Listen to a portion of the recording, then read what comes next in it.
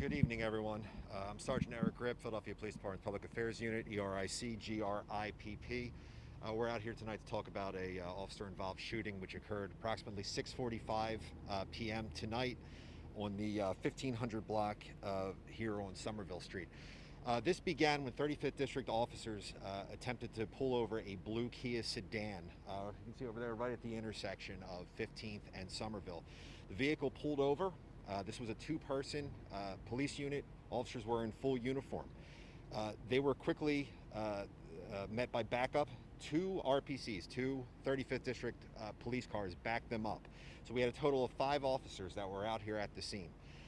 The initiating officers went to approach the vehicle. There was 4 occupants inside of the vehicle. As the first 2 officers approached the vehicle, in the passenger side rear of the vehicle, they saw an individual male who was leaning back, and he quickly produced a gun and fired at least 1 round at the officers from inside the vehicle. The officers quickly backed up. The male exited from outside the vehicle and fired at least 1 more round towards the officers.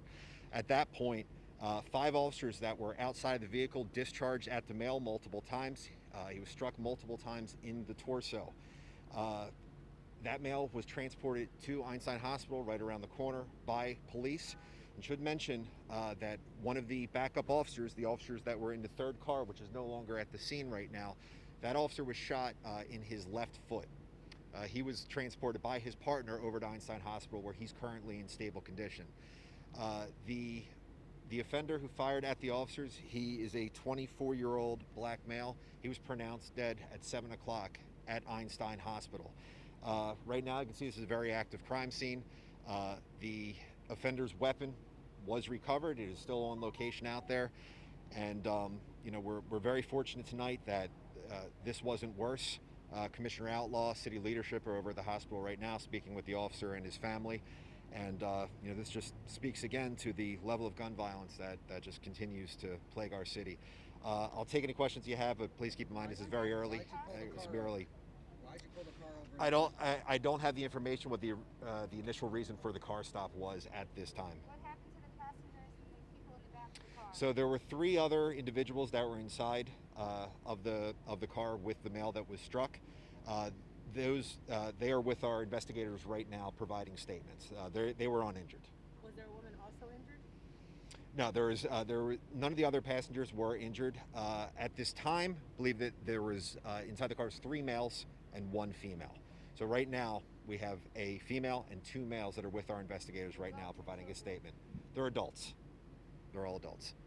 So right now it's the man who has been killed and the officer who was shot in the foot, and those are the only people who suffered. That have been struck. That's correct. And you're not identifying the person that died? No, not at this point. Not at this point. Like I said, we know who he is. He has been identified. He's a 24-year-old black male. Just talk about how dangerous a situation is when you have a man obviously walking out of a car firing at officers. It sometimes people say that it's a cliche, but it's really not. Officers don't start their day wanting to get into a shooting, wanting to get into anything like this. Last thing we want to do is have to take a life. And again, it just speaks to the level of gun violence in the city. And these officers approached the car, and they were fired upon almost immediately. How many officers fired shots? I'm sorry. At least 5. How many shots were fired? We don't have that number right now. Multiple shots. Multiple shots were fired. So we had the initial car stop. Just so you know, today is what we call all squads night. So this is one of the nights where we have the highest amount of officers on the street. So these officers had fast backup, and it was thorough. There was 2 officers inside the initial car, and almost immediately they had a second car with 2 officers inside of it, and a 3rd car, which had we believe 2 officers inside of it. So there would be 6 officers on scene, 5 discharged. 5 discharged.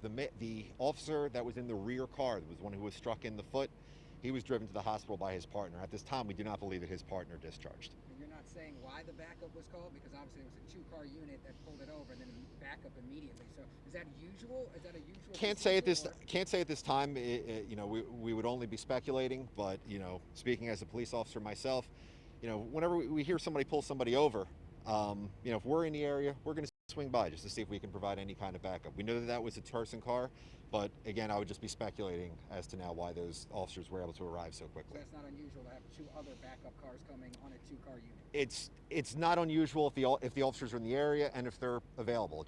It depends on what's going on.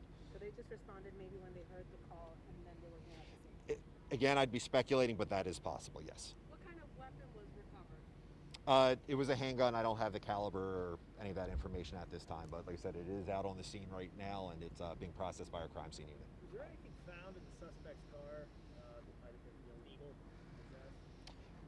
Nothing at this time. Again, I don't know the nature of the weapon. If the individual who had the weapon was allowed to carry it, or any of that information right now. Officer Gripp, had they stopped other vehicles before that vehicle? Don't have that information. Was there a witness said after they heard the gunshots, an officer or a cop car was chasing someone on an ATV right down the street right after? Do you know anything about I don't that? know anything about that. That's might be part of the investigation. Our investigators are out here right now, and we want to speak to any witnesses. And as always, anybody who saw anything, anybody who witnessed anything, we want to talk to you. We want to get to the bottom of everything that happened out here. So hopefully we'll have that information soon. With video, obviously, cameras on homes. Yeah, absolutely, yeah. I mean, we live in a digital age now. A lot of folks have cameras. They have Ring doorbells and other digital cameras of that sort. So there is a possibility. And the officers that were involved were wearing body cameras, so we'll be able to download information. I'm sorry? Were they activated? I don't have that information for sure, but those cameras are activated based off of sound. Right? They're constantly recording. They have a buffer period. So if they didn't hit record when it initially happened, at some point as the shooting was going on, those cameras would have been automatically activated. Our cameras picked up some cars over at the hospital that also appeared to be shot up. Is that connected to this? So apparently there's a second homicide that occurred not too far from here at a distant time, or at a not too far away, and at a relatively close time. We're not sure if it was involved. We don't believe it is at this time, but it's something that we'll be looking Is into. that the confrontation? There was a confrontation that we caught between officers and family members. Is that related? Apparently there was an altercation at the hospital, which could have been involved with another homicide that had taken place around the same time. And just a clerical thing. You said the guy started shooting from inside the car. Did he shoot through the window, or did he was his arm outside of the car? I shooting? don't have that information. I know that at least one shot was fired while the male was still inside of the vehicle. The officers quickly retreated, and then he exited the vehicle and fired at least one more shot at them, and that's when the other officers fired. I'm sorry? Is that the one that hit him in the foot, the one that he shot from outside of the window? At this time, we can't say which of those shots hit that officer, or when that officer was struck. I mean, this was all in a very fast period of time, but that'll all come out as part of the investigation.